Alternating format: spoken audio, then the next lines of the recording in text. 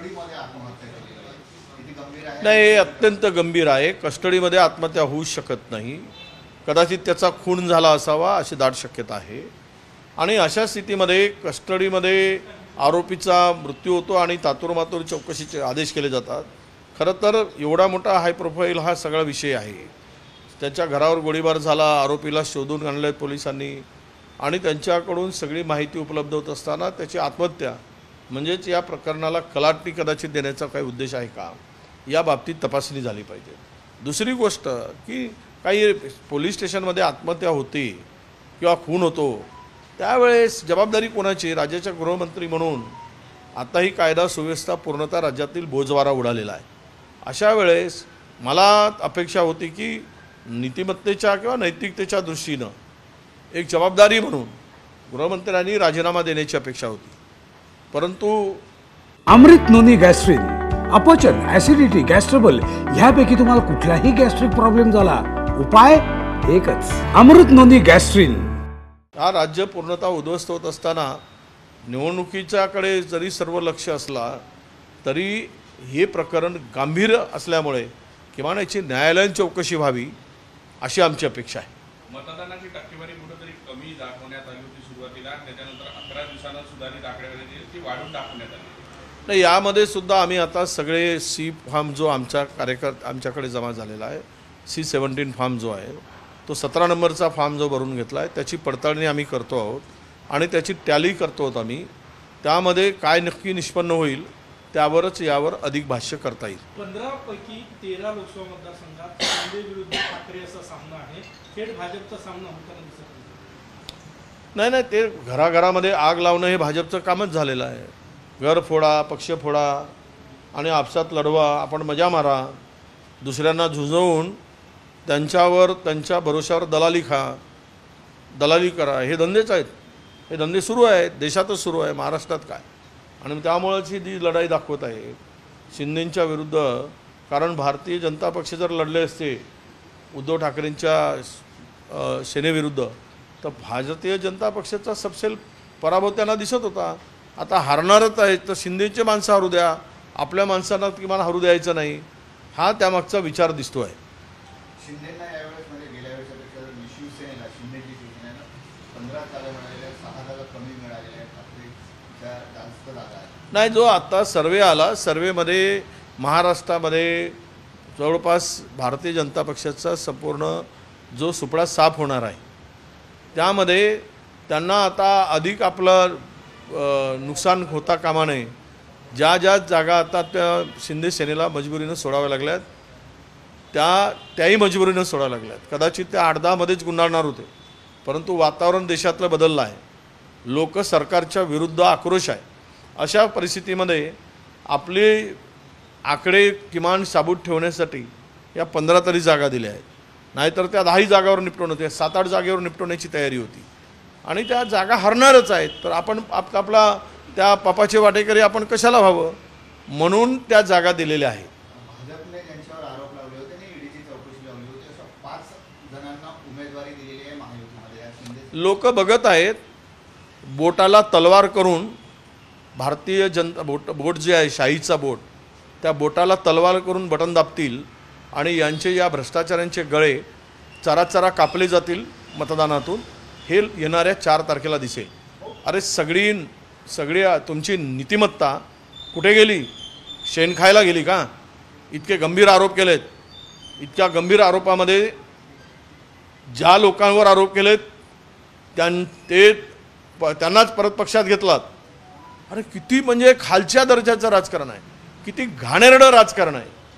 आणि यापेक्षाही शब्द नाहीत की महाराष्ट्राला नासवून टाकण्याचं पाप केलेलं आहे, नासवलं आहे. आणि त्या चोरांना तुम्ही आरोप करताय, त्याच चोरांना सोबत घेताय आणि त्यांचा वाटा तुम्ही आपल्यासोबत घेऊन त्यांचा हिस्सा घेण्याचं काम चाललं आहे. कदाचित अजित पवारांना घेताना हाच झालं असेल की 70,000 कोटीमधून अर्धा वाटा भाजपला मिळाला असेल, 35,000 कोटी समझोता झाला असेल. आता 35,000 कोटी भारतीय जनता पक्षाला मिळत असतील तर समझोता होणार आणि ते घेणार. त्यामुळं त्यांना घेतलं असावं. यांच्याकडे काही ते आरोप होते हजारो कोटीचे, यातलाही काही माल मिळाला असेल भाजपला. निवडणूक चंदा तो रोजचा धंदाच आहे यांचा, तो चंदा घेतला असेल. देवेंद्र फडणवीसांनी काय म्हटलं की उद्धव ठाकरे यांना काँग्रेसला मतं देण्याची नामुष्की आहे. सगळ्याला माहीत आहे की एखाद्या पक्षाला तुम्ही संपवायला निघालात तर तो तर म्हणजे वाघाला जखमी केला की वाघ चवताळून येईलच. तो त्याची चिंता करत नाही तो कुठे काय करतो आहे, तो फक्त टार्गेट शोधतो आहे आणि तो टार्गेट पूर्ण करण्यासाठी कुठलीही तो विचार करत नाही.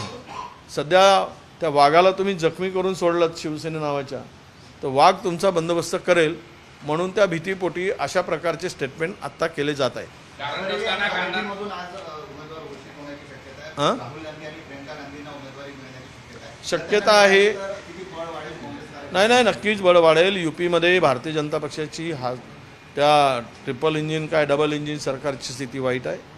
तिथली कायदा सुव्यवस्था संपूर्ण उद्ध्वस्त झालेला आहे आणि संपूर्ण भारतीय जनता पक्षाचे लोकांवर बलात्कारांचे भ्रष्टाचाराचे रोज आरोप होत आहेत.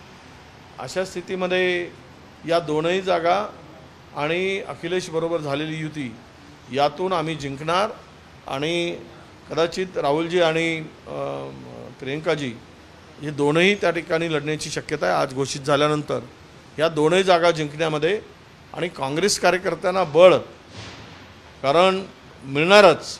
याचं कारण असं आहे की ही परंपरागत काँग्रेसचे दोनही गड राहिलेले आहेत आणि ते गड पुन्हा मजबूतीनं काँग्रेसला बळ देणारे ठरतील अशी अपेक्षा आहे. कांदा निर्यातीवर कारण नसताना पुलिस स्टेशन में क्या कहेंगे?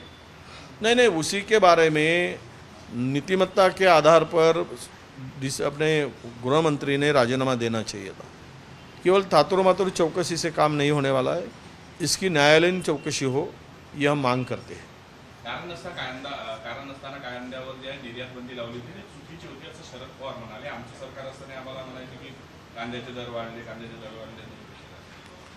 असं आहे, कांद्याचे दर वाढले तर शेतकऱ्यांनाच फायदा होतो, ठीक आहे, परंतु शेतकऱ्याला उद्ध्वस्त करण्यासाठी असे निर्णय होत असतील.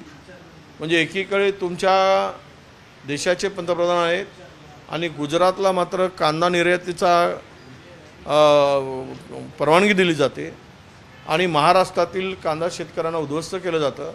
हे जे पाप आहे ही जनता आणि शेतकरी या निवडणुकीत घेईल. खरं तर निर्यातीच्या संदर्भात आम्ही जे धोरण आखत होतो, ज्यावेळेस उत्पादन होत होता त्यावेळेस कुठलीही निर्यात आम्ही करत नव्हतो आणि आपले आयातही करत नव्हतो, निर्यातही करत नव्हतो. आणि यावेळेस मात्र ज्यावेळेस कांदा निघाला त्यावेळेस बाहेर देशातून मोठ्या प्रमाणात कांदा निर्यात केला गेला आणि त्यामुळे भाव पडलेत. आपला आयात केला गेला आणि त्यावेळेस भाव पडलेत आणि त्यावेळेस निर्यातीची वेळ आली त्यावेळेस मात्र एका विशिष्ट राज्याला परवानगी दिली आणि महाराष्ट्राला वाऱ्यावर सोडण्याचं पाप केलं. हे तेच या राज्यामधील शेतकऱ्यांना हे खरं पाप आहे असं मी म्हणतो. शरद पवार एखाद्या विषयासाठी अस्वस्थ झाले असते तर 84 वर्ष जगले नसते असं म्हणतायत नारायण राणे. शरद पवार एखाद्या विषयासाठी जर अस्वस्थ झाले असते तर 84 वर्ष जगलेच नसते असं नारायण राणे म्हणतात. असं एक कुणाच्या जगण्यावर असं भाष्य करणं हे पाप समजतो आमच्या संस्कृतीप्रमाणे. तुम्ही उलट आम्ही एकमेकाला आयुष्याच्या आणि म्हणजे उत्तम आरोग्याच्या आपण त्यांना शुभेच्छा देतो, पण त्या ठिकाणी त्यांच्याकडे बघण्याचा दृष्टिकोन जर तुमचा असेल तर एखाद्या नेत्यांनी दुसऱ्या नेत्यांच्या संदर्भात हे भाष्य करणं म्हणजेच उद्या स्वतःला जगण्याच्या आशा संपवण्यासारखं मला वाटतं.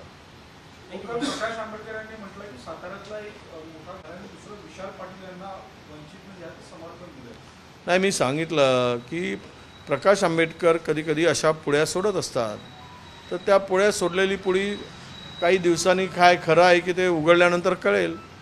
पण त्या पुळ्यामध्ये अनेक वेळा काहीच निघालं नाही, केवळ साधी पुळीच निघाली.